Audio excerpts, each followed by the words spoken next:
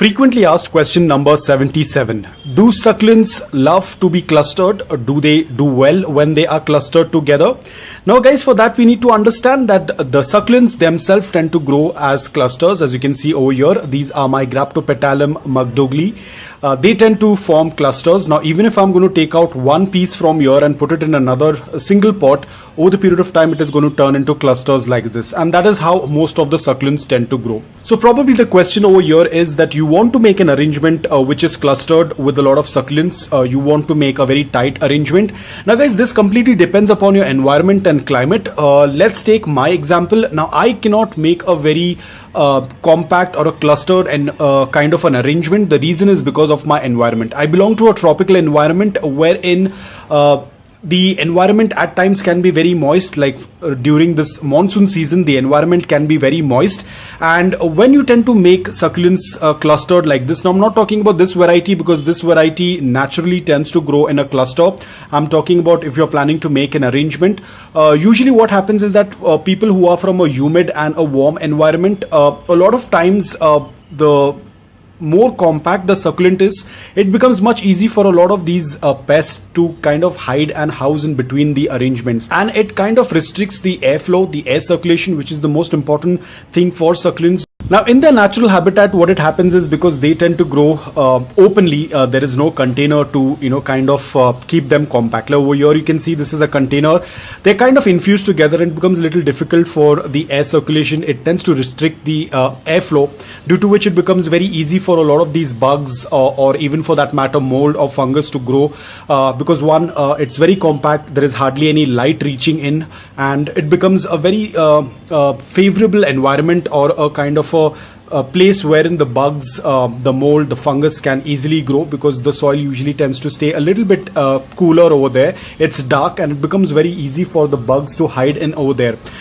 So now these were some of the succulents that tend to get compact naturally. We can't do much about it. Even if you are going to cut any part of the succulent and put it into the soil, it will again start to grow like this as and when it starts to mature. And the same thing with a lot of other succulents as well, you might have seen. Now these are my Echeverrias. Again guys, I have not made this arrangement. They have grown into it like that. These were all the pups that have grown, so probably this was the mother plant. And then we have a lot of pups growing, you can see over here as well. The same thing with this Echeverria as well. I'm not very sure about the names. Probably this is Derenbergii, but again I'm not very sure. This one I'm completely not aware. I thought it is initially Prolifica, but it's not Prolifica, because Prolifica tends to put out small little offsets or runners, but this does not put out any runners. Now this is the issue what I wanted to show you. Because of lack of airflow, you can see the lower leaves will start to dry. Now it becomes very difficult to get rid of these dry leaves. If you do not take out these dry leaves, they can easily get mold or fungus, and then it slowly starts to affect the succulent. So it's very important that if you're planning to make an arrangement, try to keep enough space so that there is a good amount of airflow. Otherwise, if you are from an environment like mine wherein it's a little bit warm or at times it's very moist during the monsoon season, this is something that you're going to see very often. And apart from that, it's going to be very difficult to do a visual check of any mealybugs, because I cannot literally check where the mealybugs might be hiding. Probably in this there are no mealybugs because I do add a little bit of cinnamon powder, but again you need to take a lot of care. Apart from that, it's very difficult to do the maintenance of clearing of the dry leaves, and as I said, if you leave the dry leaves in it, it can easily catch mold, especially during this season wherein the environment is very moist, it's very damp, it's cool. It becomes very easy for a lot of these molds to get active and start growing on anything that is decaying.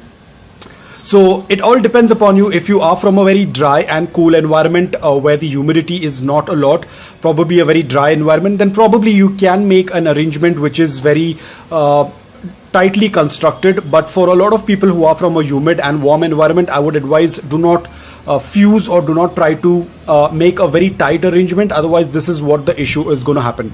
Now definitely they look very beautiful. I really love how they tend to grow, but obviously I will have to separate them at some point of time, which will also help me in propagating them. At the same time, I will be able to give them a little bit more space to grow. These all have been in this container for a very long time and they have been growing quite well. So this was one of the issue wherein you will tend to see these dry leaves and it becomes very difficult to clean. I will show you another example as well, what happens when you tend to construct or when you tend to make a cluster which is very tightly connected. Let me quickly show you that as well. So this is another example. Now this is the same rain gutter. I have lifted up the plastic because it was not raining today. So this is an extra work. Whenever it does not rain, you have to lift up the plastic sheet so that there can be a good amount of airflow. Do not keep the plastic sheet on the succulent throughout. You have to keep it open so that the soil also can dry and the succulents can also get some good air. Now this is what I wanted to show you guys. You can see now these were planted when they were very small. I will try to find a clip. I'll have to search it in my YouTube videos if there was a video, because when I earlier showed you there was a lot of space, and now you can see this is another issue with tightly or clustered succulents. This one is doing quite well, but you can see this one is kind of having these issues. Ideally the succulent should have very symmetrical leaves, but because they are getting clustered next to each other so close, they are starting to have issues. The leaves are not growing up properly. The same thing with the one behind. You can see this is my Graptopetalum paragonis, and this is the Crassula red pagoda. I'll have to move this guy because you can see he's starting to stretch a little bit because the sun's direction is changed. But the thing what I wanted to show you over here is you can see it's completely pushed in one corner because it's not having much space. So this is exactly what happens as and when the succulent starts to grow. They tend to fight for that space. Naturally growing clustered succulents is a very different question altogether, but this tends to kind of affect the growth of the succulent, and you're not going to have that clustered look.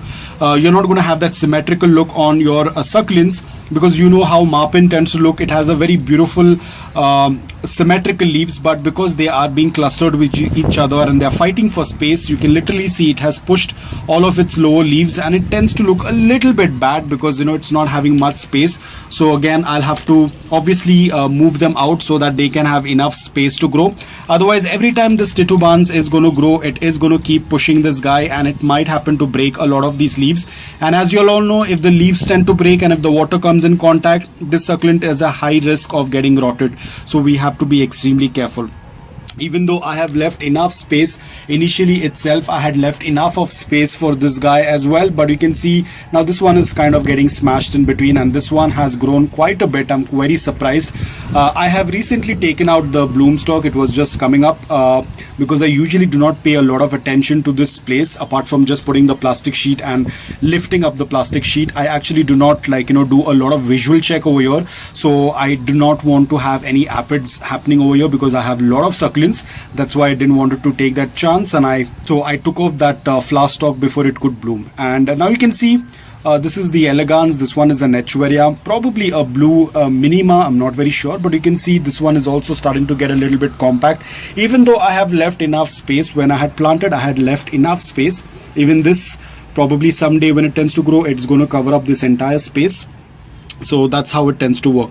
So it completely depends upon you. If you are from a place wherein the humidity is not too much, you have a very dry and cool environment with a good amount of air circulation, probably you can make an arrangement like that. But for a lot of people who are from a warm and humid environment, making an arrangement very compact, it's going to be very difficult. Because of the humid and moist environment, it can be a lot of issue.